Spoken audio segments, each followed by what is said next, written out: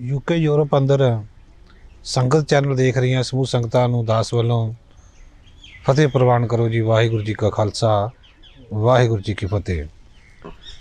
सिख कौम शहादतां भरी कौम, जे मैं कहां कि ਇਹਦਾ जो बेस है, ਇਹਦੀ नींह है शहादतां ते रखी गई है, तो ये कोई अतकथनी नहीं होगी। अजिहे ही एक लसानी शहीद भाई तारू सिंह जी, जिन्हां दा शहादत शहीदी दिवस समूह गुरु नानक नाम लेवा सिख संगतां बड़ी शरधा नाल मना रही हैं, जिन्हां ने अपना समुचा जीवन गुरु ग्रंथ और गुरु पंथ के लेखे लाया। तिन्हां दे जीवन बारे और शहादत बारे विस्तार दे नाल जानकारी साझी कर रहे हैं सिख पंथ के नामवर विद्वान, सिख पंथ की अनमोल शख्सियत भाई निर्मल सिंह जी धूरकोट। तिन्हां दे नाल भाई साहब के जीवन बारे और शहादत बारे जानकारी साझी करांगे। भाई साहब जी बहुत बहुत स्वागत है। वाहिगुरू जी का खालसा वाहिगुरू जी की फतेह। भाई साहब भाई तारू सिंह जी, जिन्हों ने अपना समुचा जीवन सिख पंथ के लेखे लाया, और अज भाई साहब की जो शहादत है, शहीदी दिवस है, समूह गुरु नानक नाम लेवा सिख संगतां मना रही हैं। भाई साहब के जीवन बारे संगतां दे नाल जानकारी साझी करो जी। हाँ जी, ਜਿਹੜੇ ਦੁਨੀਆ ਦੇ ਆਪਾਂ ਕੈਲੰਡਰ ਵੇਖਦੇ ਹਾਂ ਜਾਂ ਦੁਨੀਆ ਦੀਆਂ ਕੌਮਾਂ ਵੱਲ ਝਾਤੀ ਮਾਰਦੇ ਹਾਂ, ਤੇ ਆਪਾਂ ਇੱਕ ਮਿੰਟ ਵਿੱਚ ਇਹ ਕਹਿ ਸਕਦੇ ਹਾਂ ਕਿ ਤਕਰੀਬਨ ਸਾਰੀਆਂ ਕੌਮਾਂ ਕੋਲ ਕ੍ਰਿਸਚਨਿਟੀ ਦੀ ਗੱਲ ਕਰਾਂਗੇ ਤੇ ਕੇਵਲ ਇੱਕ ਸ਼ਹੀਦ ਦੀ ਗੱਲ ਹੈ ਜਿਹੜਾ ਮੰਨਦੇ ਨੇ ਈਸਾ ਜੀ। ਕਿਸੇ ਕੋਲ ਦੋ ਨੇ। ਇੱਕ ਕੌਮ ਐਸੀ ਵੀ ਹੈ ਜਿਹਦੇ ਕੋਲ ਆਪਣੇ 365 ਦਿਨਾਂ 'ਚ ਇੱਕ ਵੀ ਸ਼ਹੀਦ ਨਹੀਂ। पर साडे कोल जो असीं अपने कैलेंडर वाल वेखदे, सिक्खी कैलेंडर वाल, सिक्खी इतिहास द्वारा एक भी दिन ऐसा नहीं जिन्हें कोई शहादत ना हुई हो गुरु शरीर के समय तो लैके हुण तक। भावें असीं ना याद करिए जां याद करिए, रोज़ कैलेंडर में कोई ना कोई शहादत का दिहाड़ा है। इस दरम्यान जो असीं 18वीं सदी नूं वेखदे हां कि 18वीं सदी कौम में ऐसी सदी है जिहदे विच शहादतां दा जिहड़ा खजाना कौम ने दिन रात भरिया। अगली गल जो असीं शहादत की गल करते हैं ना जी, तो मनुख ते 3 अवस्था आउंदियां मनुखी शरीर ते। गुरबाणी का भी जिक्र है ना, बाल जवानी और बिरध होण 3 अवस्था जा। तुसीं किसी कौम कोल वेखोगे किसी दे बच्चे शहीद ने, किसी का कोई बजुर्गी च, पर यह कौम ऐसी है इत्थे बचपन में भी शहादतां ने, बजुर्गी च भी शहादतां ने। शहीद बाबा दीप सिंह जी वर्गे महापुरख शीश तली ते रखने वाले, और भाई मनी सिंह जी वर्गे। तो जवानी की जो गल आउंदी ना जी, वेखो बचपन में शहादत ते बजुर्गी की शहादत, हरेक शहादत अहम है, पर वह एक वखरा मुकाम मानते हैं दुनिया के इतिहासकार। जी जवानी की शहादत है ना जी, ये बड़ी कठिन शहादत है। क्यों? क्योंकि पहली गल तो जवानी में कोई मालक प्रभु वाले पासे, कुरबान वाले पासे आउंदा है। पर जो असीं जवानी की शहादत की गल करांगे, जिहड़ी बड़ी औखी खेड है सिक्खी में, सब तो ज़्यादा शहादतां जो तुसीं निर्णा करोगे तो साडी जवानी च होईयां। इसे शहादत की जवानी की शहादत की गल जो आउंदी है, भाई साहब भाई तारू सिंह पूला पिंड विच उन्हां दा जन्म हुंदा है 1720 ते इतिहास नूं जदों वेखोगे, मैं यतन ते कीता है किसी सज्जन कोल शायद होवे भी, पर इन्नी गल जरूर पता लग सकी है कि भाई तारू सिंह, उन्होंने भाई तारू सिंह की उम्र सी 3 साल जदों उन्होंने पिता जी भी शहीद हो गए। ठीक, मतलब 3 साल की उम्र, छोटी उम्र जी पिता जी शहीद हो गए। तो उन्होंने तो छोटी उन्होंने भैन भाई तारू सिंह, यदा मतलब उन्होंने कोई उम्र 1.5 साल कोई साल होए, जे बच्चे की आप समझते हैं साल 1.5 साल होएगी। 1 साल की छोटी भैन है, 3 साल के आप ने। तो दूजे पास ये भी गल पक्की है भी माता की उम्र भी भर जवानी वाली होई। भर जवानी में पति का चले जाना तो छोटे बच्चे होने, तो उन्नी क खेती है, कोल जमीन है जिहदे तो गुजारा करते। तो अक्सर खेती जिहड़ी साडा सभ्याचार है वो पुरुष ही करते। ਇਹਦਾ मतलब माँ ने भी कितनी कठिनाई चली होगी आर्थिक तौर पर, खेती खुद की होगी, उन्हें एडे छोटे बच्चे की करते हो। पर एक गल पक्की है कि शहीद की पत्नी होने करके ਭਾਈ ਤਾਰੂ ਸਿੰਘ ਦੀ ਮਾਂ ਨੇ ਜਿੱਥੇ ਗੁਜ਼ਾਰਾ ਆਪਣੀ ਖੇਤੀ ਕਰਦਿਆਂ ਕੀਤਾ ਨਾ, ਉੱਥੇ ਸ਼ਾਮ ਨੂੰ ਦੋਨਾਂ ਬੱਚਿਆਂ ਨੂੰ ਕੋਲ ਬਿਠਾ ਕੇ ਉਹਨੇ ਸੋਦਾ ਰਹਿਰਾਸ ਸਾਹਿਬ ਪੜ੍ਹਨੀ, ਸੋਹਿਲਾ ਪੜ੍ਹਨਾ, ਆਰਤੀ ਦੇ ਸ਼ਬਦ ਪੜ੍ਹਨੇ, ਭਾਵ ਬਾਣੀ ਪੜ੍ਹਨੀ, ਅੰਮ੍ਰਿਤ ਵੇਲੇ ਫਿਰ ਪੜ੍ਹਨਾ। ਔਰ ਇਸੇ ਦੇ ਨਾਲ ਆਪਾਂ ਇੱਕ ਕੌਮ ਨੂੰ ਬੇਨਤੀ ਕਰਨੀ ਚਾਹੁੰਦੇ ਹਾਂ ਕਿ ਬੱਚੇ ਉਹ ਨਹੀਂ ਕਰਦੇ ਜੋ ਤੁਸੀਂ ਕਹਿੰਦੇ ਹੋ, ਇਹ ਤੁਸੀਂ ਪੱਕਾ ਰੱਖਿਓ। ਬੱਚੇ ਨੂੰ ਜੋ ਮਰਜ਼ੀ ਕਹੀ ਜਾਓ, ਬੱਚਾ ਬਹੁਤ ਘੱਟ ਉਹ ਕਰੇਗਾ ਜੋ ਤੁਸੀਂ ਕਹਿੰਦੇ ਹੋ। ਬੱਚਾ ਭਾਈ ਸਾਹਿਬ ਉਹ ਕਰੇਗਾ ਜੋ ਵੇਖਦਾ। ਹੁਣ ਮਾਂ ਦੀ ਗੋਦ 'ਚ ਬਹਿ ਕੇ ਦੋਨਾਂ ਭੈਣ ਭਰਾਵਾਂ ਨੇ ਬਚਪਨ ਤੋਂ ਲੈ ਕੇ ਬਾਣੀ ਸੁਣੀ ਹੈ, ਤੇ ਬਾਣੀ ਨੇ ਆਪਣਾ ਪ੍ਰਤਾਪ ਤੇ ਆਪਣਾ ਅਸਰ ਛੱਡਣਾ ਹੀ ਛੱਡਣਾ।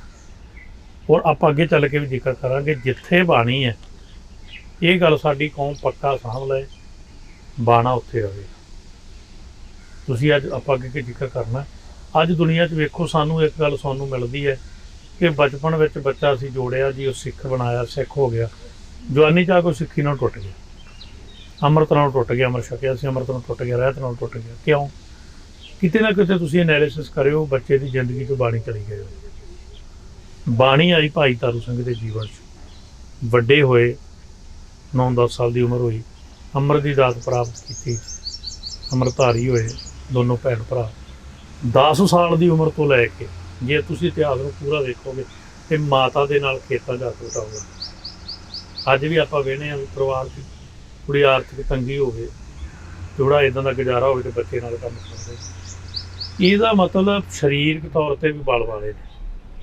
ਹੁਣ ਇੰਨੀ ਛੋਟੀ ਉਮਰ ਤੋਂ ਕੰਮ ਕੀਤਾ, ਮਾਤਾ ਦੇ ਨਾਲ ਕੰਮ ਕਰਦੇ ਰਹੇ, ਪਰ ਮਾਂ ਨੇ ਇੱਕੋ ਗੱਲ ਸਿਖਾਈ ਸੀ, ਪੁੱਤਰ ਤੇਰਾ ਪਿਤਾ ਸਿੱਖੀ ਲਈ ਸ਼ਹੀਦ ਹੋਇਆ, ਤੇ ਸਰੀਰ ਚਾਹੇ ਲੱਗ ਜਾਏ, ਪਰ ਜਿਹੜੀ ਆਪਾਂ ਧਾਰਨਾ ਜਾਂ ਉਹ ਪੰਗਤੀ ਸੁਣਦੇ, ਸਿਰ ਜਾਵੇ ਤਾਂ ਜਾਵੇ, ਮੇਰਾ ਸਿੱਖੀ ਸਿਰ ਨਾ ਜਾਵੇ। ਇਹ ਗੱਲ ਹੁਣ ਇਤਿਹਾਸ ਪ੍ਰਤੀ, ਕੌਮ ਦੇ ਪ੍ਰਤੀ ਜਜ਼ਬਾ, ਪੰਥ ਪ੍ਰਤੀ ਪਿਆਰ ਤੇ ਗੁਰਬਾਣੀ ਪ੍ਰਤੀ ਨਿਸ਼ਚਾ ਮਾਂ ਨੇ ਕੁੱਟ-ਕੁੱਟ ਕੇ ਭਰਿਆ ਹੋਇਆ।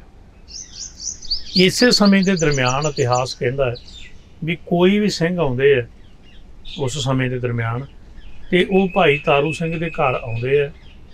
ਹਾਲੇ 14-15 ਸਾਲ ਦੀ ਉਮਰ ਹੈ। ਮਾਤਾ ਦਾ ਵੀ ਪਹਿਲਾਂ ਤੋਂ ਰੂਟੀਨ ਬਣਿਆ, ਪੂਲੇ ਪਿੰਡ ਦਾ ਵੀ ਬਣਿਆ ਵੀ ਕੋਈ ਵੀ ਆਉਂਦਾ, ਕੋਈ ਸਿੰਘ ਆਉਂਦੇ ਆ, ਉਹਨਾਂ ਨੂੰ ਪ੍ਰਸ਼ਾਦਾ ਪਾਣੀ ਛਕਾਇਆ ਜਾਂਦਾ ਗੁਰੂ ਕੀ ਸੰਗਤ ਲਈ। ਫਿਰ ਵੇਖੋ ਨਾਲ ਸ੍ਰੀ ਅੰਮ੍ਰਿਤਸਰ ਸਾਹਿਬ, ਸ੍ਰੀ ਦਰਬਾਰ ਸਾਹਿਬ ਹੈ। ਇਹ ਤਾਂ ਹੈ ਨਹੀਂ ਕਿ ਮਾਤਾ ਬਾਣੀ ਨਾਲ ਜੁੜੀ ਹੈ, ਸਿੱਖੀ ਨਾਲ ਜੁੜੀ ਹੈ, ਕਿ ਕਦੇ ਗੁਰੂ ਰਾਮਦਾਸ ਸਾਹਿਬ ਦੇ ਕੋਲ ਨਹੀਂ ਜਾਂਦੀ ਹੋਈ। ਭਾਵੇਂ ਅਸੀਂ ਬਾਬਾ ਦੀਪ ਸਿੰਘ ਦੇ ਪਰਿਵਾਰ ਦੀ ਗੱਲ ਕਰੀਏ, ਮਾਤਾ ਜਿਉਣੀ ਦੀ ਗੱਲ, ਭਾਈ ਭਗਤੂ ਦੀ ਗੱਲ, ਭਾਈ ਤਾਰੂ ਸਿੰਘ ਦੇ ਪਰਿਵਾਰ ਦੀ ਗੱਲ ਕਰੀਏ, ਮਾਂ ਅੰਮ੍ਰਿਤਸਰ ਸਾਹਿਬ, ਦਰਬਾਰ ਸਾਹਿਬ, ਸੱਚਖੰਡ, ਜਿਵੇਂ ਇਤਿਹਾਸ ਵਿੱਚ ਸੂਰਬੀਰ ਹੋਏ ਆ ਜਾਂ ਗੁਰੂ ਘਰ ਦੇ ਪ੍ਰੇਮੀ ਹੋਏ ਆ, ਉਹਨਾਂ ਨੂੰ ਜੋ ਗੁਣ, ਜੋ ਸੰਸਕਾਰ ਹੈ ਆਪਣੇ ਪਿਤਾ ਪੁਰਖੀ ਜਾਂ ਵੱਡਿਆਂ ਤੋਂ ਹੀ ਮਿਲੇ ਆ। ਬਿਲਕੁਲ। ਤੇ ਉਹਨਾਂ ਨੇ ਹੀ ਆਪਣੇ ਜੀਵਨ ਵਿੱਚ ਘਾਲਣਾ ਘਾਲੀਆਂ। ਜੇ ਆਪਾਂ ਕਹੀਏ ਕਿ ਜੇ ਕੋਈ ਸੂਰਬੀਰ, ਕੋਈ ਸ਼ਹੀਦ ਆਪਣੇ ਮਾਤਾ ਪਿਤਾ ਤੋਂ ਸੰਸਕਾਰ ਲੈ ਕੇ ਪੈਦਾ ਹੋਇਆ, ਜਾਂ ਉਹਨਾਂ ਦੇ ਮਾਤਾ ਪਿਤਾ ਦੀ ਬਹੁਤ ਵੱਡੀ ਦੇਣ ਸੀ ਉਹਨਾਂ ਨੂੰ। ਬਿਲਕੁਲ। ਇਹ ਆਪਾਂ ਜੇ ਤੁਸੀਂ ਮਨੋਵਿਗਿਆਨ ਵੀ ਪੜ੍ਹੋਗੇ ਨਾ ਜੀ, ਸਾਈਕੋਲੋਜੀ ਪੜ੍ਹਾਂਗੇ ਆਪਾਂ, ਤੇ ਸਾਈਕੋਲੋਜਿਸਟ ਵੀ ਇਹ ਗੱਲ ਮੰਨਦੇ ਨੇ ਕਿ ਜਿੱਦਾਂ ਆਪਾਂ ਅੱਜ ਕਹਿ ਸਕਦੇ ਜੀਨਸ ਹੁੰਦੇ ਬੱਚੇ। ਵੇਖੋ ਤੁਸੀਂ ਛੋਟੀ ਗੱਲ ਲਾਓ, ਤੁਸੀਂ ਵੇਖੋ ਜਿਹੜੇ ਪਰਿਵਾਰ 'ਚ ਸ਼ੂਗਰ ਹੈ ਮਾਤਾ ਪਿਤਾ, ਉਹ ਬੱਚੇ ਜਿੰਨਾ ਮਰਜ਼ੀ ਪਰਹੇਜ਼ ਰੱਖ ਲੈਣ, ਡਾਕਟਰ ਵੀ ਕਹਿੰਦੇ ਜਿੰਨੀਆਂ ਮਰਜ਼ੀ ਸ਼ਹਿਰਾਂ, ਉਹਨੂੰ ਹੋਣਾ ਹੀ ਹੋਣਾ। ਇਹਨੂੰ ਮੈਂ ਤੁਹਾਨੂੰ ਸੌਖਾ ਸਮਝਾ ਦਿੰਦਾ ਜੀ। ਬੋਡੀ ਤੌਰ ਤੇ ਤੁਸੀਂ ਲਾਓਗੇ ਨਾ ਜੀ, ਤੇ 50% ਬੱਚੇ ਤੇ ਮਾਤਾ ਪਿਤਾ ਦੇ ਹੁੰਦੇ ਜੀਨਸ, 25% ਦਾਦਕਿਆਂ ਦੇ ਹੁੰਦੇ, 25% ਨਾਨਕਿਆਂ। ਨਾਨਕਿਆਂ 'ਚੋਂ ਸੁਭਾਅ ਵੀ ਆ ਸਕਦਾ, ਬਿਮਾਰੀ ਵੀ ਆ ਸਕਦੀ, ਸੂਰਬੀਰਤਾ ਵੀ ਆ ਸਕਦੀ। 50% ਮਾਤਾ ਪਿਤਾ ਦੇ। ਇਹਦਾ ਮਤਲਬ ਅੱਧਾ ਅਸਰ ਹੈ ਜਿਹੜਾ ਉਹ ਨਾਨਕੇ ਤੇ ਦਾਦਕੇ, ਚਾਚੇ ਤਾਇਆ, ਭੂਆ ਚੋਂ ਅੱਧਾ ਮਾਤਾ ਪਿਤਾ ਦਾ। ਤੇ ਇਹ ਜੇ ਮਾਤਾ ਪਿਤਾ ਦੇ ਜਿਹੜੇ ਸੰਸਕਾਰ ਨੇ ਉਹ ਅਕਸਰ ਹਾਵੀ ਹੁੰਦੇ, ਤੇ ਜੋ ਵੇਖ ਰਿਹਾ ਬੱਚਾ ਉਹ ਹੋਰ ਵੀ ਅਸਰ ਕਰ ਰਿਹਾ, ਜੋ ਮਾਤਾ ਪਿਤਾ ਕਹਿ ਵੀ ਰਹੇ ਤੇ ਆਪ ਵੀ ਪੜ੍ਹ ਰਹੇ ਹਨ। ਇਹਦੇ ਕਰਕੇ ਉਹ ਮਾਤਾ ਪਿਤਾ ਵੀ ਸੇਵਾ ਕਰਦੇ, ਦਰਬਾਰ ਸਾਹਿਬ ਜਾਂਦੇ ਨੇ, ਹਰਿਮੰਦਰ ਸਾਹਿਬ, ਬੱਚੇ ਨੂੰ ਲਿਜਾਣਾ, ਸੇਵਾ ਕਰਨ ਦੀ ਚਾਹਨਾ ਪੈਦਾ ਹੋਣੀ ਜਾਂ ਸੇਵਾ ਕਰਨੀ ਸਿੱਖਣੀ। ਤੇ ਸਭ ਤੋਂ ਵੱਡੀ ਗੱਲ ਮੈਂ ਵੀ ਸਮਝਦਾ, ਜਿਹੜਾ ਗੁਰੂ ਰਾਮਦਾਸ ਸਾਹਿਬ ਦੇ ਚਰਨਾਂ ਨਾਲ ਜੁੜਿਆ, ਉਹਦਾ ਭਰੋਸਾ ਐਸਾ ਬਣ ਜਾਂਦਾ, ਉਹ ਸ਼ੀਸ਼ ਤਲੀ ਤੇ ਰੱਖ ਕੇ ਵੀ ਲੜ ਸਕਦਾ। ਤੇ ਜਿਵੇਂ ਲੀਲ ਪਿੰਡ ਵਾਲੇ ਬਾਬਾ ਗੁਰਬਖਸ਼ ਸਿੰਘ, ਉਹਨਾਂ ਸ਼ੀਸ਼ ਵੀ ਨਹੀਂ ਚੁੱਕਿਆ ਸੀ। ਉਹਨਾਂ ਨੇ ਕਿਹਾ ਸੀ ਵੀ ਜਦੋਂ ਕਿਸੇ ਨੇ ਕਿਹਾ ਸੀ, ਸਿੰਘ ਨੇ ਵੀ, ਬਾਬਾ ਦੀਪ ਸਿੰਘ ਨੇ ਸ਼ੀਸ਼ ਤਲੀ ਤੇ ਰੱਖਿਆ, ਤੇ ਬਾਬਾ ਗੁਰਬਖਸ਼ ਸਿੰਘ ਨੇ ਕਿਹਾ ਸੀ ਕੱਲ੍ਹ ਨੂੰ ਕਿਸੇ ਨੂੰ ਭੁਲੇਖਾ ਨਾ ਰਵੇ ਵੀ ਤਲੀ ਤੇ ਰੱਖ ਹੀ ਲੜ ਸਕਦੇ, ਅਸੀਂ ਬਿਨਾਂ ਸ਼ੀਸ਼ ਤੋਂ ਤਲੀ ਤੇ ਰੱਖੇ ਤੋਂ ਪਰੇ ਫਿਰ ਵੀ ਲੜ ਸਕਦੇ। ਉਹਨਾਂ ਵੇਖੋ 31 ਸਿੰਘਾਂ ਦੇ ਨਾਲ ਸ਼ਹੀਦੀ ਪਾਈ। ਇਹ ਥਾਵਾਂ ਦੀ ਪ੍ਰੇਰਨਾ, ਇਹ ਦਾ ਇਤਿਹਾਸ, ਇਹ ਬੇਨਤੀ ਮੈਂ ਤੁਹਾਡੇ ਜ਼ਰੀਏ ਜ਼ਰੂਰ ਸੰਗਤ ਨੂੰ ਕਰਾਂਗਾ। ਇਤਿਹਾਸ ਅਗਲੇ ਵੱਲ ਆਉਣ ਤੋਂ ਪਹਿਲਾਂ ਵੀ ਅੱਜ ਤੁਹਾਨੂੰ ਇਹਨਾਂ ਥਾਵਾਂ ਨਾਲੋਂ ਤੋੜਿਆ ਜਾ ਰਿਹਾ ਗਾਹੀ ਦਾ, ਵੀ ਉੱਥੇ ਕੀ ਹੈ ਜੀ, ਉਹ ਵੀ ਬਿਲਡਿੰਗ ਹੀ ਹੈ ਜੀ, ਉਹ ਵੀ ਸਥਾਨ ਹੀ ਹੈ। ਨਹੀਂ, ਹਰੇਕ ਚੀਜ਼ ਦੀ ਆਪਣੀ ਇੱਕ ਫਿਜ਼ਾ ਹੁੰਦੀ ਹੈ, ਹਰੇਕ ਮਿੱਟੀ ਦੀ ਆਪਣੀ ਇੱਕ ਖਿੱਚ ਹੁੰਦੀ ਹੈ, ਹਰੇਕ ਥਾਂ ਦੀਆਂ ਇੱਕ ਵਾਈਬ੍ਰੇਸ਼ਨ ਹੁੰਦੀਆਂ, ਹਰੇਕ ਥਾਂ ਦੀ ਇੱਕ ਵੇਵਲੈਂਥ ਫਰੀਕੁਐਂਸੀ। ਅੱਛਾ ਭਾਈ ਸਾਹਿਬ, ਮੈਂ ਇੱਥੇ ਤੁਹਾਨੂੰ ਰੁਕਣਾ ਚਾਹਾਂਗਾ ਕਿ ਜਿਵੇਂ ਕਿ ਹੁਣ ਭਾਈ ਸਾਹਿਬ ਜੀ ਦਾ ਸ਼ਹੀਦੀ ਦਿਹਾੜਾ ਮਨਾਇਆ ਜਾ ਰਿਹਾ ਹੈ, ਔਰ ਆਪ ਜੀ ਸ਼ਹਾਦਤ ਬਾਰੇ ਥੋੜਾ ਚਾਨਣਾ ਪਾਓ ਕਿ ਜਦੋਂ ਸ਼ਹਾਦਤ ਦਾ ਸਮਾਂ ਆਉਂਦਾ ਜਾਂ ਕਿਸ ਤਰ੍ਹਾਂ ਜੀ ਇਹ ਸਮਾਂ ਬਣਿਆ। ਵੀ ਉਹ ਚੀਜ਼ ਉੱਥੋਂ ਮੈਂ ਕਹਿ ਰਿਹਾ ਸੀ, ਦਰਬਾਰ ਸਾਹਿਬ ਤੋਂ ਪ੍ਰੇਰਨਾ ਮਿਲੀ ਉਹਨਾਂ ਨੂੰ, ਉਹਨੇ ਉਸ ਗੱਲ ਨੂੰ ਪੱਕਿਆ ਕੀਤਾ। ਜਦੋਂ ਫਿਰ ਪਰਿਵਾਰ ਦੇ ਕੋਲ ਸਿੰਘ ਆਉਂਦੇ ਜਾਂਦੇ, ਸਮਾਂ ਬੀਤਦਾ ਗਿਆ। 20 ਸਾਲ ਦੀ ਯਾਰ ਭਲਾ ਭਾਈ ਤਾਰੂ ਸਿੰਘ ਦੀ ਹੋ 20 ਸਾਲ ਦਾ ਸਮਾਂ ਉਹ ਆ ਜਿਹੜਾ 1740 ਦਾ ਸਮਾਂ, 1720 ਤੋਂ ਬਾਅਦ 1740, 20 ਸਾਲ ਦੀ ਉਮਰ ਹੋ ਗਈ। ਇਹਦੇ ਦਰਮਿਆਨ ਭਾਈ ਤਾਰੂ ਸਿੰਘ ਨੇ ਭਾਈ ਮਣੀ ਸਿੰਘ ਦੀ ਸ਼ਹਾਦਤ ਵੀ ਸੁਣੀ ਤੇ ਵੇਖੀ। ਇਹਦੇ ਦਰਮਿਆਨ ਉਹਨਾਂ ਨੇ 1740 'ਚ ਅਗਸਤ ਵਿੱਚ ਮੱਸੇ ਰੰਗੜ ਦੇ ਸਿਰ ਵੱਢਣ ਵਾਲੀ ਘਟਨਾ ਉਹ ਵੀ ਸੁਣੀ ਤੇ ਵੇਖੀ। ਮੇਰਾ ਮਤਲਬ ਆਲੇ ਦੁਆਲੇ ਦਾ ਕਿੰਨਾ ਪ੍ਰਭਾਵ ਉਹਨਾਂ ਤੇ ਪਿਆ, ਕਿਉਂਕਿ ਸ਼ਹਾਦਤ ਦੇਣੀ ਜਿੱਥੇ ਪਰਿਵਾਰ 'ਚੋਂ ਆਪਾਂ ਗੱਲ ਸਮਝੀ, ਉੱਥੇ ਇਤਿਹਾਸ ਦਾ ਵੀ ਅਸਰ, ਆਪਣੇ ਇਲਾਕੇ ਦਾ ਪ੍ਰਭਾਵ ਸਾਰਾ ਉਹਨਾਂ 'ਤੇ ਜਦੋਂ ਹੋਇਆ। ਖੈਰ ਜਦੋਂ ਸਮਾਂ ਬੀਤਿਆ ਉਦੋਂ ਫਿਰ ਸਿੰਘ ਜੰਗਲਾਂ ਵਿੱਚ ਰਹਿਣ ਲੱਗ ਪਏ। ਇਤਿਹਾਸ ਇਹਨੂੰ ਕਹਿੰਦਾ, ਤੁਸੀਂ ਸੁਣਿਆ ਹੋਣਾ, ਉਦੋਂ ਇਤਿਹਾਸ ਨੇ ਜਿਵੇਂ ਅੱਜ ਵੰਡਤਾ ਨਾ ਜੀ, ਇਤਿਹਾਸ ਕਹਿੰਦਾ ਉਦੋਂ ਦੋ ਤਰ੍ਹਾਂ ਦੇ ਸਿੱਖ ਹੋ ਗਏ ਸੀ। ਇੱਕ ਨੂੰ ਕਹਿੰਦੇ ਸੀ ਮਿਲਵਰਤਨੀਆਂ ਸਿੱਖ, ਇੱਕ ਨੂੰ ਕਹਿੰਦੇ ਸੀ ਨਾਮ ਮਿਲਵਰਤਨੀਆਂ ਸਿੱਖ। ਮਿਲਵਰਤਨੀਆਂ ਸਿੱਖ ਉਹਨੂੰ ਕਹਿੰਦੇ ਸੀ ਸਿੱਖ ਜਿਹੜੇ ਘਰਾਂ 'ਚ ਰਹਿੰਦੇ ਸੀ, ਆਪਣੀ ਕਿਰਤ ਕਰਦੇ ਸੀ ਤੇ ਸਿੰਘਾਂ ਦੀ ਸੇਵਾ ਕਰਦੇ। ਨਾਮ ਮਿਲਵਰਤਨੀਆਂ ਉਹਨੂੰ ਕਹਿੰਦੇ ਸੀ ਜਿਹੜੇ ਜੰਗਲਾਂ 'ਚ ਰਪੋਸ਼ ਰਹਿੰਦੇ ਸੀ। ਪਰ ਉਹ ਸਮਾਂ ਐਸਾ ਆ ਗਿਆ, ਰਪੋਸ਼ ਰਹਿਣ ਲੱਗ ਪਏ ਬਹੁਤ ਸਿੰਘ, ਬਹੁਤ ਘੱਟ ਸਿੰਘ ਪਿੰਡਾਂ 'ਚ ਰਹਿੰਦੇ ਸੀ। ਪਿੰਡਾਂ 'ਚ ਰਹਿਣ ਵਾਲੇ ਸਿੰਘਾਂ 'ਚ ਹੁਣ ਭਾਈ ਤਾਰੂ ਸਿੰਘ ਨੂੰ ਆਪਾਂ ਇਤਿਹਾਸ ਵਿੱਚ ਮਿਲਵਰਤਨੀਆਂ ਸਿੱਖ ਕਹਿ ਲਈਏ ਤਾਂ ਕੋਈ ਅਤਕਥ ਨਹੀਂ। ਉਹਨਾਂ ਨੇ ਆਪਣੀ ਕਿਰਤ ਕਰਨੀ, ਸਿੰਘਾਂ ਤਾਈਂ ਲੰਗਰ ਪਾਣੀ ਪਹੁੰਚਾਉਣਾ। ਇਸੇ ਸਮੇਂ ਦੇ ਦਰਮਿਆਨ ਹਰਭਗਤ ਨਿਰੰਜਨੀਆ ਉਹਦਾ ਮਿਲਾਪ ਹੁੰਦਾ ਹੈ ਜਦੋਂ ਆਪਾਂ ਵੇਖਦੇ ਜ਼ਕਰੀਏ ਦੇ ਨਾਲ। ਤੇ ਜ਼ਕਰੀਏ ਨੇ ਇੱਕ ਗੱਲ ਕਹੀ ਵੀ ਸਿੰਘ ਜੰਗਲਾਂ 'ਚ ਰਹਿਣ ਲੱਗ ਪਏ ਹੈ ਪਰ ਅਜੇ ਤੱਕ ਖਤਮ ਨਹੀਂ ਹੋ ਰਿਹਾ, ਇਹਦਾ ਕੋਈ ਕਾਰਨ। ਉਹਨੇ ਕਿਉਂ ਖਾਂਦੇ ਕੀ ਹੈ, ਉਹਦੇ ਭੁੱਖੇ ਖਤਮ ਹੋਣੇ ਚਾਹੀਦੇ ਆ ਰਸ ਵੱਲੋਂ। ਉਦੋਂ ਫਿਰ ਹਰਭਗਤ ਨਿਰੰਜਨੀਏ ਨੂੰ ਮੌਕਾ ਮਿਲਿਆ, ਉਹਨੇ ਇੱਕ ਗੱਲ ਕਹੀ, ਕਹਿੰਦਾ ਤੁਹਾਨੂੰ ਕੌਣ ਕਹਿੰਦਾ ਸਿੱਖ ਭੁੱਖੇ ਰਹਿੰਦੇ, ਸਿੱਖ ਤਾਂ ਰੱਜ ਕੇ ਖਾਂਦੇ। ਉਹਨੇ ਕਿਹਾ ਜੰਗਲਾਂ 'ਚ ਰਹਿੰਦੇ ਕਿੱਥੋਂ ਰੱਜ ਕੇ ਖਾਂਦੇ। ਉਦੋਂ ਫਿਰ ਹਰਭਗਤ ਨਿਰੰਜਨੀ ਇੱਕ ਗੱਲ ਕਹੀ ਜਿਹੜੀ ਸਾਡਾ, ਮੈਂ ਸੰਗਤ ਨੂੰ ਬੇਨਤੀ ਕਰਾਂਗਾ, ਸਾਡੇ ਪੁਰਾਤਨ ਸਰੋਤਾਂ ਨੂੰ ਇਤਿਹਾਸ ਨੂੰ ਪੜ੍ਹਨ ਦੀ ਲੋੜ ਹੈ। ਪੰਥ ਪ੍ਰਕਾਸ਼ ਵਿੱਚ ਰਤਨ ਸਿੰਘ ਭੰਗੂ ਜਾਂ ਉਹ ਤੋਂ ਬਾਅਦ ਗਿਆਨੀ ਗਿਆਨ ਸਿੰਘ, ਉਹਨਾਂ ਨੇ ਸਾਰਾ ਲੱਥਾ ਕਰਕੇ ਲਿਖਿਆ। ਹਰਭਗਤ ਨਿਰੰਜਨੀ ਨੇ ਕਿਹਾ ਭੁੱਖੇ ਨਹੀਂ ਰਹਿੰਦੇ, ਉਹ ਮਿਲਵਰਤਨੀਆਂ ਸਿੱਖਾਂ ਨੂੰ ਵੀ ਰੱਜ ਕੇ ਖਾਂਦੇ ਆ। ਉਹਨੇ ਕਿਹਾ ਕਿਉਂ? ਉੱਥੇ ਫਿਰ ਪੰਥ ਪ੍ਰਕਾਸ਼ ਬੋਲ ਲਿਖੇ ਮਿਲਦੇ ਆ ਕਿ ਆਪ ਸਹਿ ਨੰਗ ਅਰ ਭੁੱਖ, ਦੇਖ ਨਾ ਸਕਿਆ ਸਿੰਘਣ ਦੁੱਖ। ਇਹ ਘਰਾਂ 'ਚ ਰਹਿਣ ਵਾਲੇ ਸਿੱਖ ਆਪ ਭੁੱਖੇ ਵੀ ਰਹਿ ਸਕਦੇ ਆ, ਨੰਗੇ ਵੀ ਰਹਿ ਸਕਦੇ, ਭਾਵ ਘੱਟ ਵਸਤਰਾਂ ਨਾਲ ਵੀ ਸਾਰ ਸਕਦੇ ਸਰਦੀ ਵਿੱਚ। ਪਰ ਜਿਹੜੇ ਜੰਗਲਾਂ 'ਚ ਸਿੰਘ ਰਹਿੰਦੇ ਉਹਨਾਂ ਨੂੰ ਨਹੀਂ ਭੁੱਖੇ ਰਹਿਣ ਦਿੰਦੇ। ਠੀਕ ਹੈ ਜੀ, ਆਪ ਇਹ ਨੰਗੇ ਤੇ ਭੁੱਖੇ ਰਹਿ ਕੇ ਉਹਨਾਂ ਦੀ ਸੇਵਾ ਕਰਦੇ ਆ। ਆਪ ਗੁਜ਼ਾਰਾ ਹੈ ਅਗਨੀ ਨਾਲ। ਪੰਥ ਪ੍ਰਕਾਸ਼ ਦੇ ਬੋਲ, ਜਿਹੜੇ ਘਰਾਂ 'ਚ ਸਿੰਘ ਰਹਿੰਦੇ ਆ ਨਾ, ਉਹ ਸਰਦੀ ਹੈ ਜਿਹੜੀ ਉਹ ਅੱਗ ਦੁਆਲੇ ਬਹਿ ਕੇ ਗੁਜ਼ਾਰ ਰਹੇ। ਸਿੰਘਣ ਭੇਜੇ ਪੋਸ਼ਾਕ ਸਵਾ, ਉਹਨਾਂ ਵਾਸਤੇ ਲੀੜੇ ਕੱਪੜੇ ਸਵਾ ਕੇ ਭੇਜੇ। ਇਹ ਸਾਰਾ ਪੰਥ ਪ੍ਰਕਾਸ਼ ਅੰਦਰ ਜ਼ਿਕਰ ਹੈ। ਤੇ ਹਰਭਗਤ ਨਿਰੰਜਨੀ ਨੇ ਜਦੋਂ ਇਹ ਗੱਲ ਕਹੀ ਤੇ ਜ਼ਕਰੀਆ ਕਹਿੰਦਾ ਕੌਣ ਆ ਪਿੰਡਾਂ 'ਚ ਰਹਿਣ ਵਾਲੇ? ਤੇ ਹਰਭਗਤ ਨਿਰੰਜਨੀ ਨੇ ਕਿਹਾ ਪੂਲੇ ਪਿੰਡ ਤੋਂ ਜਾਓ, ਉੱਥੇ ਤਾਰੂ ਸਿੰਘ ਰਹਿੰਦਾ, ਉਹਦੇ ਘਰ ਲੰਗਰ ਚੱਲਦਾ। ਲੋਕ ਪਿੰਡ ਦੇ ਇਲਾਕੇ ਦੇ ਸੰਗਤ ਲੰਗਰ ਲੈ ਕੇ ਰਸਤ ਲੈ ਕੇ ਆਉਂਦੀ ਹੈ, ਉਹਦੇ ਘਰ ਲੰਗਰ ਚੱਲਦਾ ਬਹੁਤ ਵੱਡਾ, ਉੱਥੋਂ ਪੱਕ ਕੇ ਤੇ ਉਹ ਜਾ ਕੇ ਪਹੁੰਚਾ ਕੇ ਵੀ ਆਪ ਆਉਂਦਾ। ਤੇ ਕਾਰਨ ਉਹਦੇ ਪਿੱਛੇ ਤੁਸੀਂ ਸੁਣਿਆ ਹੋਣਾ ਵੀ ਉਹ ਹਰਭਗਤ ਨਿਰੰਜਨੀਆ ਤੇ ਦੂਜਾ ਜਿਹੜਾ ਫੌਜਦਾਰ ਸੀ ਉਹਨੇ ਇੱਕ ਲੜਕੀ ਚੱਕੀ ਸੀ ਬ੍ਰਾਹਮਣਾਂ ਦੀ, ਉਹ ਭਾਈ ਤਾਰੂ ਸਿੰਘ ਨੇ ਛਡਾਈ ਸੀ। ਖਾਰ ਉਹ ਖਾਂਦੇ ਸੀ ਭਾਈ ਤਾਰੂ ਸਿੰਘ ਨਾਲ, ਕਾਰਨ ਉਹ ਸੀ ਮੇਨ। ਦੂਜਾ ਮਤਲਬ ਰੀਜਨ ਇਹ ਬਣਾ ਦਿੱਤਾ ਗਿਆ। ਜਦੋਂ ਫਿਰ ਪਤਾ ਲੱਗਾ ਇਹ ਚੁਗਲੀ ਹੋ ਗਈ ਕਹਿ ਲਓ, ਉਹਨਾਂ ਨੇ ਦੱਸ ਦਿੱਤਾ ਤੇ ਜ਼ਕਰੀਆ ਨੇ ਕਿਹਾ ਵੀ ਉਹਨਾਂ ਨੂੰ ਗ੍ਰਿਫਤਾਰ ਕੀਤਾ ਜਾਵੇ। ਜੇ ਉਹ ਸਲਾਮ ਧਾਰਨ ਕਰ ਲੈਣ ਤਾਂ ਛੱਡ ਦਿੱਤਾ ਜਾਏ, ਜਾਂ ਉਹ ਇਹ ਕੰਮ ਕਰਨ ਤੋਂ ਤੋਬਾ ਕਰ ਦੇਣ ਤਾਂ ਛੱਡ ਦਿੱਤਾ ਜਾਏ। ਫਿਰ ਫੌਜਦਾਰ ਨੇ ਸਿਪਾਹੀ ਭੇਜੇ, ਫੌਜ ਭੇਜੀ। ਬਹੁਤ ਪਿਆਰਾ ਇੱਕ ਜ਼ਿਕਰ ਮਿਲਦਾ ਹੈ, ਸਮਾਂ ਇਤਨਾ ਮੈਂ 2 ਮਿੰਟ ਤੁਹਾਨੂੰ ਫਿਰ ਵੀ ਕਹਿਣਾ ਚਾਹਾਂਗਾ। ਕਹਿੰਦੇ ਭਾਈ ਤਾਰੂ ਸਿੰਘ ਖੇਤ ਗਏ ਹੋਏ ਸੀ ਜਦੋਂ ਫੌਜ ਆਈ, ਫੜਨ ਵਾਲੇ ਸਿਪਾਹੀ ਆਏ ਤੇ ਲੰਗਰ ਚੱਲ ਰਿਹਾ ਸੀ, ਸੰਗਤਾਂ ਬੈਠੀਆਂ ਪ੍ਰਸ਼ਾਦਾ ਪਾਣੀ ਪਕਾਉਂਦੀਆਂ। ਤੇ ਭਾਈ ਤਾਰੂ ਸਿੰਘ ਦੀ ਮਾਂ ਨੇ ਕਿਹਾ ਫੌਜਦਾਰਾਂ ਨੂੰ, ਕਹਿੰਦੀ ਆਓ ਪਹਿਲਾਂ ਪ੍ਰਸ਼ਾਦਾ ਛਕ। ਉਹਨੇ ਕਿਹਾ ਮਾਂ ਤੇਰਾ ਕੀ ਪਤਾ? ਉਹਨੇ ਸ਼ਬਦ ਵਰਤੇ, ਕਹਿੰਦੇ ਜਿਹੜਾ ਸਿਪਾਹੀ ਆਇਆ ਵੀ ਤੁਹਾਡਾ ਕੀ ਪਤਾ, ਤੁਹਾਨੂੰ ਸਾਨੂੰ ਕੋਈ ਰੋਟੀ 'ਚ ਕੁਝ ਪਾ ਨਾ ਦੇ। ਉਹਨੇ ਕਿਹਾ ਨਹੀਂ ਮੈਂ ਮਾਂ ਐਸਾ ਨਹੀਂ ਕਰਾਂ, ਤੁਸੀਂ ਉਹਨੂੰ ਜੋ ਫੜਨਾ ਗੱਲਬਾਤ ਕਰਨੀ ਉਹਦੇ ਨਾਲ ਕਰਿਓ, ਪ੍ਰਸ਼ਾਦਾ ਪਾਣੀ ਛਕੋ। ਕਹਿੰਦੇ ਇਸ ਤਰੀਕੇ ਨਾਲ ਸੇਵਾ ਪਾਣੀ ਕੀਤੀ। ਜਦੋਂ ਆਏ ਭਾਈ ਤਾਰੂ ਸਿੰਘ ਖੇਤੋਂ, ਉਹਨਾਂ ਨੂੰ ਗ੍ਰਿਫਤਾਰ ਕਰਨ ਲੱਗੇ, ਸੰਗਤ ਨੇ ਵਿਰੋਧ ਕੀਤਾ, ਪਿੰਡ ਵਾਲਿਆਂ ਵੀ ਕੀਤਾ, ਪਰ ਭਾਈ ਤਾਰੂ ਸਿੰਘ ਨੇ ਰੋਕ। ਇੱਥੋਂ ਤੱਕ ਇਤਿਹਾਸ ਮਿਲਦਾ ਭਾਈ ਤਾਰੂ ਸਿੰਘ ਨੂੰ ਗ੍ਰਿਫਤਾਰ ਕਰਕੇ ਜਦੋਂ ਲਿਜਾਏ ਜਾ ਰਹੇ ਨਾ, ਤੇ ਪੜਾਣੇ ਇਲਾਕੇ ਦੀ ਸਾਰੀ ਸੰਗਤ ਇਕੱਠੀ ਹੋ ਕੇ ਇਸ ਪਾਸੇ ਆਈ। ਉਹਨਾਂ ਨੇ ਕਿਹਾ ਅਸੀਂ ਇਹ ਜਿਹੜੇ ਸਿਪਾਹੀ ਇਹਨਾਂ ਨੂੰ ਖਤਮ ਕਰਦੇ ਨੇ, ਤੁਹਾਨੂੰ ਛੁਡਾ ਲੈਣੇ। ਜਦੋਂ ਧਾਵਾ ਬੋਲਣ ਲੱਗੇ ਭਾਈ ਤਾਰੂ ਸਿੰਘ ਨੇ ਕਿਹਾ ਇਹ ਕੰਮ ਨਹੀਂ ਕਰਨਾ, ਮੈਂ ਕੋਈ ਗੁਨਾਹ ਨਹੀਂ ਕੀਤਾ, ਮੈਂ ਸੇਵਾ ਕੀਤੀ ਹੈ। ਜੇ ਸੇਵਾ ਕਰਦੇ ਮੈਂ ਗ੍ਰਿਫਤਾਰ ਹੋਣਾ, ਅੱਗੇ ਕਿੰਨੇ ਸਿੱਖਾਂ ਦੀਆਂ ਸ਼ਹਾਦਤਾਂ ਹੋ ਗਈਆਂ ਮੇਰੇ ਸਾਹਮਣੇ, ਜੇ ਮੇਰੀ ਹੋ ਜਾਏਗੀ ਫਿਰ ਕੀ? ਜੇ ਆਪਾਂ ਇਹ ਕੰਮ ਕਰਾਂਗੇ ਗਲਤ ਹੈ। ਭਾਈ ਤਾਰੂ ਸਿੰਘ ਦੇ ਕਹਿਣ ਤੋਂ ਸਿੰਘ ਰੁਕ ਗਏ, ਸੰਗਤ ਰੁਕ ਗਈ। ਭਾਈ ਤਾਰੂ ਸਿੰਘ ਨੂੰ ਗ੍ਰਿਫਤਾਰ ਕਰਕੇ ਲਾਹੌਰ ਲਿਜਾਇਆ। ਜਦੋਂ ਲਿਜਾਇਆ ਗਿਆ, ਪੇਸ਼ੀ ਹੋਈ ਕਹਿ ਲਓ ਜਾਂ ਸਾਹਮਣੇ ਗੱਲਬਾਤ ਹੋਈ, ਉਦੋਂ ਵੀ ਜ਼ਕਰੀਆ ਨੇ 3 ਗੱਲਾਂ ਕਹੀਆਂ। ਕਹਿਣ ਲੱਗਾ ਪਹਿਲੀ ਗੱਲ ਤਾਂ ਤੁਸੀਂ ਇਹ ਕੰਮ ਛੱਡੋ, ਇਹ ਠੀਕ ਨਹੀਂ, ਤਾਂ ਵੀ ਤੁਹਾਨੂੰ ਛੱਡ ਦਿੱਤਾ ਜਾਏ। ਤੁਸੀਂ ਕਿਉਂ ਕਰਦੇ ਹੋ, ਤੁਹਾਨੂੰ ਕੀ ਮਿਲਦਾ? ਤੇ ਭਾਈ ਤਾਰੂ ਸਿੰਘ ਨੇ ਕਿਹਾ ਸੀ ਸਾਨੂੰ ਗੁਰੂ ਦਾ ਹੁਕਮ ਹੈ, ਇਹ ਤਾਂ ਸਾਡੇ ਭਰਾ ਨੇ। ਦੇਖੋ ਅੱਜ ਦੇ ਲੰਗਰਾਂ ਦੇ ਪ੍ਰਥਾਏ ਵਿੱਚ ਜੋ ਸਮਾਂ ਚੱਲ ਰਿਹਾ, ਇਹ ਤਾਂ ਸਾਡੇ ਭਰਾ ਨੇ, ਸਾਡੇ ਲਈ ਕੋਈ ਵੀ ਭੁੱਖਾ ਹੋਵੇ, ਇਸ ਜਿੱਥੇ ਵੀ ਹੋਵੇ ਅਸੀਂ ਉੱਥੇ ਤੱਕ ਪ੍ਰਸ਼ਾਦਾ ਪਾਣੀ ਪਹੁੰਚਾਉਣ ਨੂੰ ਤਿਆਰ। ਅਗਲੀ ਗੱਲ ਉਹਨਾਂ ਨੇ ਕਿਹਾ ਜੇ ਇਹ ਛੱਡ ਦਿਓ ਤਾਂ ਠੀਕ ਹੈ, ਜਾਂ ਫਿਰ ਤੁਸੀਂ ਇਸਲਾਮ ਵਿੱਚ ਆ ਜਾਓ। ਇਸਲਾਮ ਵਿੱਚ ਆਓ ਤੇ ਤੁਹਾਨੂੰ ਰੁਤਬੇ ਦਿੱਤੇ ਜਾਣਗੇ, ਮਰਤਬੇ ਤੇ। ਕਿੰਨੀ ਉਮਰ ਹੈ? ਇਹ 1745 ਦੀ ਘਟਨਾ, 25 ਸਾਲ ਉਮਰ ਹੋ ਗਈ ਭਾਈ ਤਾਰੂ ਸਿੰਘ। ਜਦੋਂ ਗੱਲ ਮੁਕਾਓ, ਗੱਲ ਨਾ ਨਿਭੀ, ਤੇ ਭਾਈ ਤਾਰੂ ਸਿੰਘ ਨੇ ਸੁਭਾਵਿਕ ਇੱਕ ਸ਼ਬਦ ਕਿਹਾ ਸੀ। ਭਾਈ ਤਾਰੂ ਸਿੰਘ ਨੇ ਕਿਹਾ ਸੀ ਬਸ ਗੁਰੂ ਦੇ ਨਾਲ ਪ੍ਰੀਤ ਬਣੀ ਰਵੇ, ਮੇਰੀ ਸਿੱਖੀ ਜਿਹੜੀ ਕੇਸਾਂ ਸਵਾਸਾਂ ਸੰਗ ਨਿਭ ਜਾਏ। ਤੇ ਕਹਿੰਦੇ ਫਿਰ ਜ਼ਕਰੀਆ ਨੇ ਗੱਲ ਕਿ ਲੰਗਰ ਨਹੀਂ ਬੰਦ ਕਰਨਾ, ਇਸਲਾਮ ਵੀ ਭਾਰ ਨਹੀਂ ਕਰਨਾ, ਤੇ ਤੈਨੂੰ ਕੇਸਾਂ ਤੇ ਬੜਾ ਮਾਣ। ਭਾਈ ਤਾਰੂ ਸਿੰਘ ਨੇ ਕਿਹਾ ਜਦੋਂ ਵੀ ਮੇਰੀ ਸਿੱਖੀ ਕੇਸਾਂ ਸਵਾਸਾਂ ਸੰਗ ਨਿਭ ਜਾਏ, ਉਹਨੇ ਕਿਹਾ ਕੇਸਾਂ ਤੇ ਤੈਨੂੰ ਬੜਾ ਮਾਣ।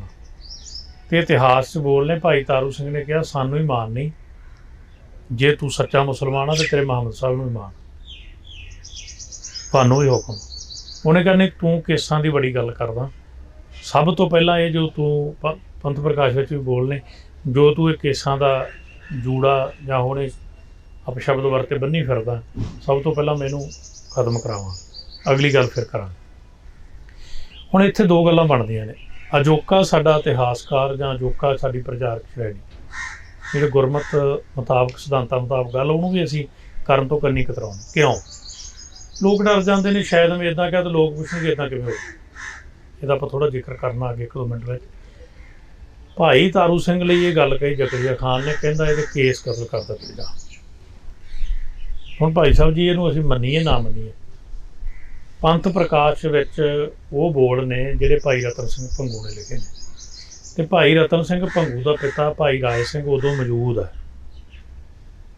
ਸਮਝ ਰਹੇ? ਠੀਕ ਹੈ। ਜਦੋਂ ਉਹਨਾਂ ਨੂੰ ਦੱਸ ਰਿਹਾ ਜੇ ਭਾਈ ਮਨੀ ਸਿੰਘ ਦੀ ਸ਼ਹਾਦਤ ਬਾਰੇ ਦੱਸਿਆ, ਇੱਥੋਂ ਤੱਕ ਜਦੋਂ ਤੁਸੀਂ ਵੇਖੋਗੇ ਤੇ ਭਾਈ ਮਹਿਤਾਬ ਸਿੰਘ, ਉਹਨਾਂ ਦਾ ਅੱਗੇ ਵੱਡਾ ਪਰਿਵਾਰ ਮੌਜੂਦ ਨੇ। ਜਦੋਂ ਉਹਨਾਂ ਦੀ ਇਤਿਹਾਸਕ ਤਰੀਕਾਂ ਆਪਾਂ ਵੇਖਾਂਗੇ ਨਾ, ਉਹ ਮੌਜੂਦ ਨੇ। ਉਹਨਾਂ ਦੇ ਵੱਡਿਆਂ ਨੇ ਪਿਤਾ, ਆਪਾਂ ਅਕਸਰ ਵੇਖਦੇ ਕੋਈ ਵੱਡੀ ਘਟਨਾ ਹੁੰਦੀ ਹੈ ਪੰਥ ਵਿੱਚ, ਆਪਾਂ ਆਪਣੇ ਬੱਚਿਆਂ ਨੂੰ ਦੱਸਦੇ ਵੀ ਇੱਦਾਂ ਹੋ ਗਈ। ਚਲੋ ਹੁਣ ਤਾਂ ਬੱਚਿਆਂ ਕੋਲੇ ਵੱਖਰਾ ਵੱਖਰਾ ਸਾਧਨ, ਅੱਗੇ ਤਾਂ ਬਜ਼ੁਰਗ ਹੀ ਆ ਕੇ ਦੱਸਦੇ ਸੀ ਉੱਥੇ ਆਏ ਹੋਗੀ, ਇਸ ਪਾਸੇ ਨਹੀਂ ਜਾਣਾ, ਇਹਨੂੰ ਇੱਦਾਂ ਕਰਨਾ ਤੁਸੀਂ। ਉੱਥੇ ਸ਼ਬਦ ਲਿਖੇ ਮਿਲਦੇ ਨੇ ਵੀ ਉਹਨਾਂ ਨੇ ਇੱਕ ਕੈਂਚੀ ਦੇ ਕੇ ਨਾਈ ਨੂੰ ਕੇਸ ਕੱਟਣ ਵਾਲੇ ਨੂੰ ਕਹਿੰਦੇ ਕੇਸ ਕੱਟ। ਇਹ ਹੁਣ ਗੁਰੂ ਦੀ ਕਲਾ ਗੁਰੂ ਜਾਣਦਾ ਤੇ ਜਾਂ ਉਹ ਸਿੱਖ ਜਾਣਦਾ ਵੀ ਉਹ ਕੈਂਚੀ ਉਹਦੇ ਕੇਸਾਂ ਦੇ ਨੇੜੇ ਨਹੀਂ ਗਈ ਤੇ ਉਹ ਕੇਸ ਨਹੀਂ ਕੱਟ ਸਕਿਆ। ਇਹ ਉਹਦਾ ਨਾਈ ਦਾ ਜਿਹੜਾ ਕੇਸ ਕਤਲ ਕਰਨ ਵਾਲਾ ਸ਼ਬਦ ਆਪਾਂ ਉਹਦੇ ਲਈ ਵਰਤਦੇ ਹਾਂ, ਜਾਤੀਵਾਚਕ ਨਹੀਂ, ਵੀ ਉਹ ਨਹੀਂ ਕੱਟ ਸਕਿਆ, ਕੈਂਚੀ ਨਹੀਂ ਕੱਟ ਸਕੀ। ਗੁਰੂ ਦੀ ਕਲਾ ਵਰਤੀ, ਗੱਲ ਮੁਕਾਓ, ਕੈਂਚੀ ਕੇਸ ਨਹੀਂ ਕੱਟ ਸਕੀ। ਇਹ ਅੱਜ ਪੁਰਾਤਨ ਤੁਸੀਂ ਸਰੋਤ ਪੜ੍ਹ ਲਓ, ਪੁਰਾਤਨ ਪ੍ਰਚਾਰਕ ਸੁਣ ਲਓ, ਸਾਰੇ ਗੱਲ ਨੂੰ ਪ੍ਰਮਾਣ ਦੇ ਜੋ ਇਤਿਹਾਸਕ ਪ੍ਰਮਾਣ ਪ੍ਰਮਾਣ। ਅਜੋਕਾ ਸਾਡੀ ਸ਼੍ਰੇਣੀ ਇਸ ਗੱਲ ਤੋਂ ਅਸੀਂ ਪਰੇ ਨਿਕਲ ਜਾ। ਕਿਉਂ ਨਿਕਲੇ ਇਸ ਬਾਈਪਾਸ?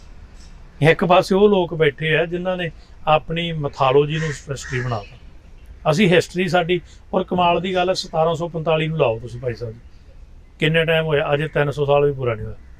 ਤੇ ਇਤਿਹਾਸ ਦੀ ਗੋਸ਼ ਵਿੱਚ ਜਾਂ ਇਤਿਹਾਸ ਦੀ ਕੁੱਖ 'ਚ ਤਾਂ 300 ਸਾਲ ਕੁਛ ਵੀ ਨਹੀਂ ਹੁੰਦੇ। 200 ਤੇ 75 ਸਾਲ ਅਜੇ 2020 ਚੱਲਦਾ, 275 ਸਾਲ ਕੀ ਹੁੰਦੇ? ਕੁਛ ਵੀ ਨਹੀਂ।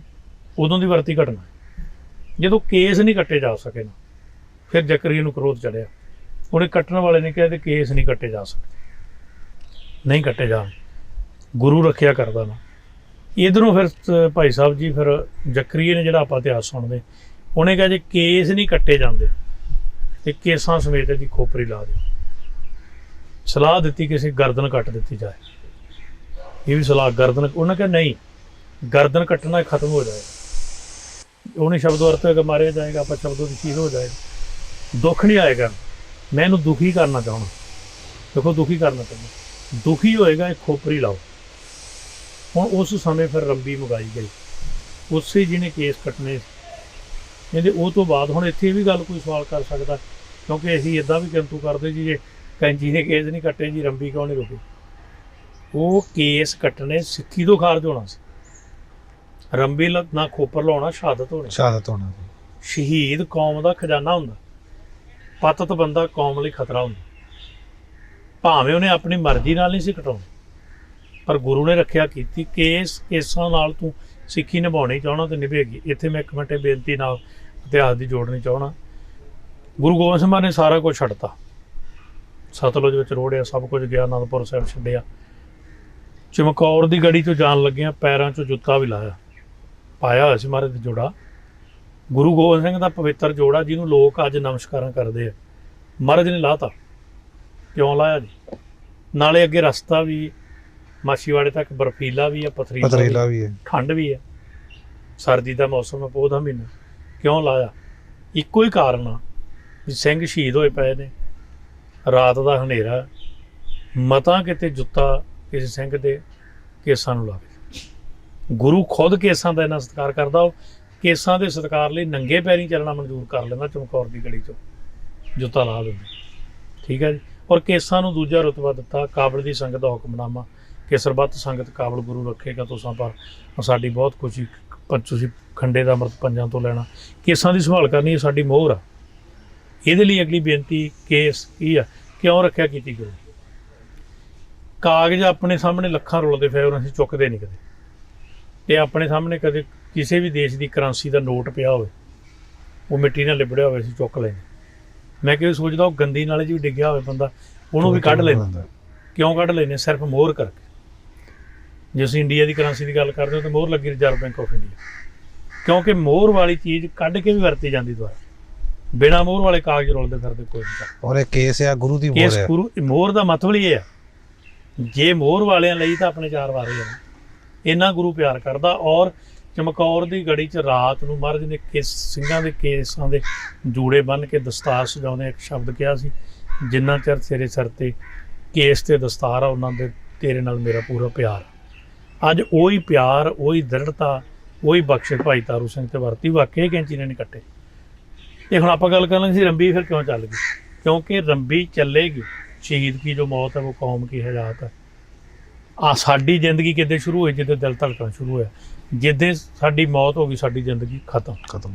ਜਾਂ ਜ਼ਿੰਦਗੀ ਖਤਮ ਦਾ ਨਾਂ ਹੀ ਮੌਤ ਆਪਾਂ ਕਹਿੰਦੇ। ਸ਼ਹੀਦ ਦੀ ਜ਼ਿੰਦਗੀ ਸ਼ੁਰੂ ਹੁੰਦੀ ਜਿੱਦੇ ਉਹਦੀ ਸ਼ਹੀਦੀ ਹੋ ਜਾਂਦੀ, ਪਹਿਲਾਂ ਉਹਦੀ ਕੋਈ ਜ਼ਿੰਦਗੀ ਨਹੀਂ।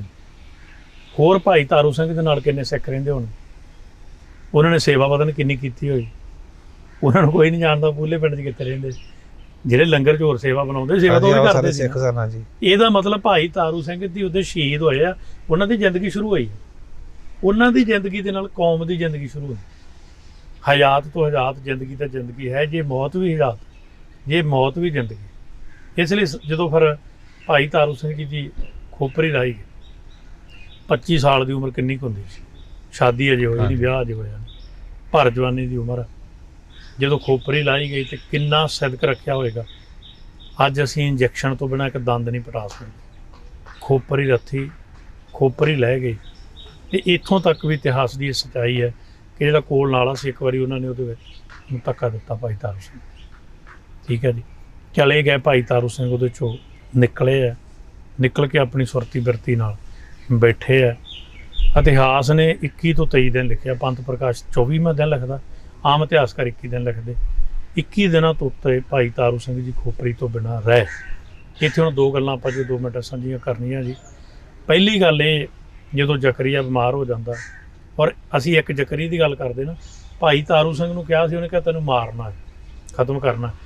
ਤੇ ਸਾਧੂ ਬੋਲੇ ਸਹਿਜ ਸੁਭਾਏ, ਇੱਕ ਸਾਰੰਗਰਾਜ ਸ਼ਬਦ ਦਾ ਟਾਈਮ ਨਹੀਂ ਆਪਣੇ ਕੋਲੇ, ਸਭ ਕੁਝ ਬਦਲ ਸਕਦਾ। ਗੁਰੂ ਸਾਹਿਬ ਨੇ ਕਿਹਾ ਸੂਰਜ ਦੂਜੇ ਪਾਸੇ ਚੜ੍ਹ ਸਕਦਾ, ਸਭ ਕੁਝ, ਪਰ ਇੱਕ ਸਾਧੂ ਬਚਨ ਅਟਲਾਦਾ। ਉਹ ਸਾਧੂ ਕਿਹੜਾ? ਗੁਰਮੁਖ ਸਾਧੂ ਭਾਈ ਤਾਰੂ ਸਿੰਘ ਦਾ। ਉਹਨੇ ਬਚਨ ਕਿਹਾ ਸੀ ਭਾਈ ਤਾਰੂ ਸਿੰਘ ਨੇ, ਕਹਿੰਦਾ ਤੁਹਾਨੂੰ ਪਿਓ ਪੁੱਤਾਂ ਨੂੰ ਮੂਹਰੇ ਲਾ ਕੇ ਲਿਜਾਓ।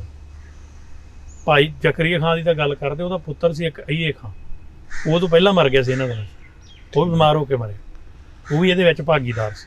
ਅਈਆ ਖਾਂ ਤੋਂ ਬਾਅਦ ਫਿਰ ਜਦੋਂ ਜ਼ਕਰੀਆ ਬਿਮਾਰ ਹੁੰਦਾ, ਪਿਸ਼ਾਬ ਦਾ ਬੰਨ੍ਹ ਪੈਂਦਾ, ਸ਼ਬੇਗ ਸਿੰਘ ਉਸ ਸਮੇਂ ਸਰਕਾਰੀ ਠੇਕੇਦਾਰ ਵੀ ਸੀ, ਕੋਤਵਾਲ ਵੀ ਸੀ, ਉਹਦੀ ਮਦਦ ਲੈਂਦਾ ਰਿਹਾ ਕਿਉਂਕਿ ਮਿਲਵਰਤਨੀਆਂ ਸਿੱਖ ਸੀ, ਸਿਦਕ ਵਾਲਾ ਵੀ ਸੀ, ਜਿਹੜੇ ਬਾਅਦ ਚਰਖੜੀ ਤੇ ਚੜ੍ਹਦੇ ਨੇ। ਉਹਨੂੰ ਸੱਦਿਆ ਗਿਆ ਵੀ ਕਿਸੇ ਤਰੀਕੇ, ਉਹਨੇ ਫਿਰ ਭਾਈ ਤਾਰੂ ਸਿੰਘ ਨੂੰ ਬੇਨਤੀ ਕੀਤੀ ਤੇ ਭਾਈ ਤਾਰੂ ਸਿੰਘ ਸ਼ਹੀਦ ਹੋ ਰਿਹਾ। ਅੱਜ ਮੇਰੇ ਵਰਗਾ ਮਾੜਾ ਜਿਹਾ ਕੰਮ ਕਰਕੇ ਪੰਥ ਲਈ ਕਹਿੰਦਾ ਪੰਥ ਨੇ ਮੇਰੇ ਲਈ ਕੀ ਕੀਤਾ, ਪੰਥ ਲਈ ਤੇ ਕੇਸਾਂ ਲਈ, ਸਿੱਖੀ ਲਈ ਸ਼ਹਾਦਤ ਦੇ ਰਹੇ ਨੇ ਨਾ। ਪਰ ਭਾਈ ਤਾਰੂ ਸਿੰਘ ਨੇ ਕਿਹਾ ਸ਼ਬੇਗ ਸਿੰਘਾ ਮੇਰਾ ਕੰਮ ਨਹੀਂ, ਮੈਂ ਜਿਹੜੀ ਮੇਥੋਂ ਸੇਵਾ ਲੈਣੀ ਸੀ ਮਹਾਰਾਜ ਨੇ ਕਰਤੀ ਹੈ, ਇਹ ਹੁਣ 5 ਸਿੰਘਾਂ ਨੂੰ ਪੁੱਛੋ ਅਕਾਲ ਤਖਤ ਸਾਹਿਬ ਤੇ, ਜਿੱਦਾਂ ਉਹ ਕਹਿੰਦੇ ਉਦਾਂ ਹੀ ਕਰ ਦਿਓ। ਫਿਰ 5 ਸਿੰਘਾਂ ਦਾ ਇਹ ਹੁਕਮ ਸੀਗਾ, 5 ਸਿੰਘਾਂ ਦਾ ਪੰਥ ਦਾ ਫੈਸਲਾ ਸੀ ਅਕਾਲ ਤਖਤ ਸਾਹਿਬ ਤੋਂ ਕੀਤਾ ਹੋਇਆ। ਸਿੰਘਾਂ ਨੇ ਬੈਠ ਕੇ ਵੀ ਭਾਈ ਤਾਰੂ ਸਿੰਘ ਦੀ ਜੁੱਤੀ ਜਿਹੜੀ ਜ਼ਕਰੀਏ ਦੇ ਮਾਰੀ ਜਾਵੇ, ਜੇ ਉਹ ਮੰਗ ਕਰਦਾ ਅੱਜ ਢੈਂਦਾ ਮਾਫੀ ਮੰਗਦਾ। ਵੇਖੋ ਐਡਾ ਉੱਚਾ ਸੁੱਚਾ ਪੰਥ ਹੈ ਤੇ ਉਹ ਜੁੱਤੀਆਂ ਜਿਵੇਂ ਜਿਵੇਂ ਮਾਰੀਆਂ, ਪਿਸ਼ਾਬ ਦਾ ਬੰਨ੍ਹ ਖੁੱਲ੍ਹਦਾ ਗਿਆ, ਜੋ ਉਵੇਂ ਉਵੇਂ ਥੋੜ੍ਹਾ ਠੀਕ ਵੀ ਹੁੰਦਾ ਗਿਆ। ਅੱਗੇ ਚੱਲ ਕੇ ਉਹ ਜ਼ਕਰੀਆ ਜਿਹੜਾ ਆਪਾਂ ਸਮਝਦੇ ਉਹ ਮਰ ਜਾਂਦਾ, ਉੱਧਰੋਂ ਉਹ ਮਰ ਜਾਂਦਾ, ਇੱਧਰੋਂ ਪੰਥ ਅਰਦਾਸ ਕਰਦਾ, ਪ੍ਰਸ਼ਾਦ ਹੁੰਦਾ, ਭਾਈ ਤਾਰੂ ਸਿੰਘ ਦੀ ਸੰਭਾਲ ਵੀ ਕੀਤੀ ਜਾਂਦੀ ਉਸ ਤੋਂ ਬਾਅਦ। ਤੇ ਫਿਰ 24ਵੇਂ ਦਿਨ ਜਾ ਕੇ ਪੰਥ ਪ੍ਰਕਾਸ਼ ਦੇ ਮੁਤਾਬਕ ਭਾਈ ਸਾਹਿਬ ਭਾਈ ਤਾਰੂ ਸਿੰਘ ਜੀ ਕੇਸਾਂ ਤੇ ਸਵਾਸਾਂ ਨਾਲ ਸਿੱਖੀ ਨਿਭਾਉਂਦੇ ਆ, ਸ਼ਹੀਦ ਹੋ ਜਾਂਦੇ ਆ। ਤੇ ਇਸ ਲਈ ਅਸੀਂ ਪ੍ਰੇਰਨਾ ਲਈਏ ਕਿ ਕਿੰਨੀ ਜ਼ਰੂਰੀ ਆ। ਅੱਜ ਅਸੀਂ ਕਹਿੰਦੇ ਸਾਡੇ ਲੋਕ ਦੇਖੋ ਜਿਹੜੇ ਕਹਿੰਦੇ ਵੀ ਕੇਸਾਂ ਦੀ ਕੀ ਲੋੜ ਹੈ, ਤੇ ਭਾਈ ਤਾਰੂ ਸਿੰਘ ਨਹੀਂ ਇਹ ਗੱਲ ਸੋਚ ਸਕਦੇ ਸੀ, ਪੰਥ ਨਹੀਂ ਉਹਨੂੰ ਕਹਿ ਸਕਦਾ ਸੀ ਵੀ ਅੱਜ ਤੁਸੀਂ ਕੋਈ ਨਹੀਂ ਕਤਲ ਕਰਾ ਦਿਓ ਜੀ, ਇਹ ਤਾਂ 2 ਮਹੀਨਿਆਂ ਨੂੰ ਫੇਰ ਆ ਜਾਣਗੇ, ਫੇਰ ਰੱਖ ਲਓ, ਸੇਵਾ ਕਰਦੇ ਰਹੋ। ਨਹੀਂ, ਸਿਦਕ ਦੀ ਬੇੜੀ 'ਚ ਇੱਕ ਵਾਰੀ ਛੇਕ ਹੋ ਜੇ ਬੇੜੀ ਡੁੱਬ ਜਾਂਦੀ ਹੈ। ਸ਼ਹਾਦਤ ਹੈ ਜਿਹੜੀ ਉਹ ਕੌਮਾਂ ਨੂੰ ਤੇ ਸ਼ਹੀਦ ਨੂੰ ਸਦਾ ਜਿਉਂਦਿਆਂ ਰੱਖਦੀ ਹੈ। ਸ਼ਹੀਦ ਦਾ ਖੂਨ ਐਸਾ ਖੂਨ ਹੈ, ਕਹਿ ਕੇ ਮੈਂ ਸਮਾਪਤੀ ਕਰਦਾ। ਆਮ ਖੂਨ ਡੁੱਲ ਜਾਏ, ਲੋਕ ਪਰੇ ਦੀ ਲੰਘਦੇ, ਐਕਸੀਡੈਂਟ ਵੀ ਹੋ ਜਾਏ ਨਾ, ਲੋਕ ਪਰੇ ਦੀ ਹੋ ਕੇ ਲੰਘਦੇ, ਡਰਦੇ ਆਪਾਂ। ਪਰ ਜਿੱਥੇ ਸ਼ਹੀਦ ਦਾ ਖੂਨ ਡੁੱਲਿਆ ਹੋਵੇ ਉੱਥੇ ਲੋਕ ਸਪੈਸ਼ਲ ਮੱਥਾ ਟੇਕਣ ਲਈ ਨਤਮਸਤਕ ਹੁੰਦੇ, ਉਹ ਇੰਨਾ ਪਵਿੱਤਰ ਹੋ ਜਾਂਦਾ। ਇਸ ਲਈ ਇੰਨੀਆਂ ਬੇਨਤੀਆਂ ਆਪ ਜੀ ਨੇ ਪ੍ਰਵਾਨ ਕਰਨੀਆਂ। ਐਸੇ ਸ਼ਹੀਦ ਤੋਂ ਪ੍ਰੇਰਨਾ ਲਈਏ, ਆਪ ਆਪਣੇ ਬੱਚਿਆਂ ਨੂੰ ਅੰਮ੍ਰਿਤਧਾਰੀ ਬਣਾ ਕੇ ਸਾਬਤ ਸੂਰਤ ਹੋਈਏ, ਸਾਬਤ ਸੂਰਤ ਦਸਤਾਰ ਸਿਰਾ ਕੇਸਾਧਾਰੀ ਹੋਈਏ, ਅੰਮ੍ਰਿਤਧਾਰੀ ਹੋਈਏ ਤੇ ਭਾਈ ਤਾਰੂ ਸਿੰਘ ਦੇ ਜੀਵਨ ਤੋਂ ਪ੍ਰੇਰਨਾ ਲਈਏ। ਬਾਣੀ ਬਾਣੇ ਨਾਲ ਜੁੜੀਏ, ਬਾਣੀ ਬਾਣਾ ਪੰਖ ਪਛਾਣੋ ਸਿੰਘ ਗੁਰੂ ਕਾ, ਪੰਛੀ ਜਾਣੋ। ਸਮੁੱਚੀ ਸੰਗਤ ਟੀਵੀ ਟੀਮ ਦਾ, ਪ੍ਰਬੰਧਕਾਂ ਦਾ, ਆਪ ਸਭ ਦਾ ਧੰਨਵਾਦ। ਭੁੱਲਾਂ ਚੁੱਕਾਂ ਦੀ ਖਿਮਾ। ਵਾਹਿਗੁਰੂ ਜੀ ਕਾ ਖਾਲਸਾ, ਵਾਹਿਗੁਰੂ ਜੀ ਕੀ ਫਤਿਹ। ਸੋ ਇਹ ਸਨ ਭਾਈ ਨਿਰਮਲ ਸਿੰਘ ਜੀ ਧੂਲਕੋਟ, ਜਿਨ੍ਹਾਂ ਨੇ ਬਹੁਤ ਹੀ ਵਿਸਤਾਰ ਦੇ ਨਾਲ ਭਾਈ ਤਾਰੂ ਸਿੰਘ ਜੀ ਦੇ ਲਾਸਾਨੀ ਸ਼ਹਾਦਤ ਨੂੰ ਆਪ ਸੰਗਤਾਂ ਦੇ ਰੂਬਰੂ ਕੀਤਾ, ਸਾਰੇ ਇਤਿਹਾਸ ਤੋਂ ਜਾਣੂ ਕਰਵਾਇਆ। ਸਾਧ ਸੰਗਤ ਜੀ, ਅੱਜ ਲੋੜ ਹੈ ਆਪਣੇ ਵਿਰਸੇ ਦੇ ਨਾਲ, ਆਪਣੇ ਇਤਿਹਾਸ ਦੇ ਨਾਲ ਜੁੜਨ ਦੀ, ਔਰ ਪਤਿਤਪੁਣਾ ਔਰ ਨਸ਼ਿਆਂ ਤੋਂ ਗੁਰੇਜ਼ ਕਰਕੇ ਸਤਿਗੁਰੂ ਸੱਚੇ ਪਾਤਸ਼ਾਹ ਜੀ ਦੇ ਬਾਣੀ ਔਰ ਬਾਣੇ ਦੇ ਧਾਰਨੀ ਬਣ ਕੇ ਇਹ ਲੋਕ ਸੁਖੀਏ ਪਰ ਲੋਕ ਸੁਹੇਲੇ, ਨਾਨਕ ਹਰ ਪ੍ਰਭ ਆਪੇ ਮੇਲੇ। ਇਹਨਾਂ ਸਤਰਾਂ ਦੇ ਭਾਗੀਦਾਰ ਬਣ ਕੇ, ਇਹਨਾਂ ਖੁਸ਼ੀਆਂ ਦੇ ਪਾਤਰ ਬਣ ਕੇ ਸਤਿਗੁਰੂ ਸੱਚੇ ਪਾਤਸ਼ਾਹ ਜੀ ਦੇ ਪਾਵਨ ਦਰਬਾਰ ਦੀਆਂ ਹਾਜ਼ਰੀਆਂ ਭਰ ਕੇ ਚੜ੍ਹਦੀ ਕਲਾ ਵਾਲਾ ਜੀਵਨ, ਸੇਵਾ ਸਿਮਰਨ ਵਾਲਾ ਜੀਵਨ ਬਤੀਤ ਕਰਨ ਦੀ। ਸੋ ਇਹਨਾਂ ਦੇ ਨਾਲ ਹੀ ਮੈਨੂੰ ਦਿਓ ਇਜਾਜ਼ਤ। ਵਾਹਿਗੁਰੂ ਜੀ ਕਾ ਖਾਲਸਾ, ਵਾਹਿਗੁਰੂ ਜੀ ਕੀ ਫਤਿਹ।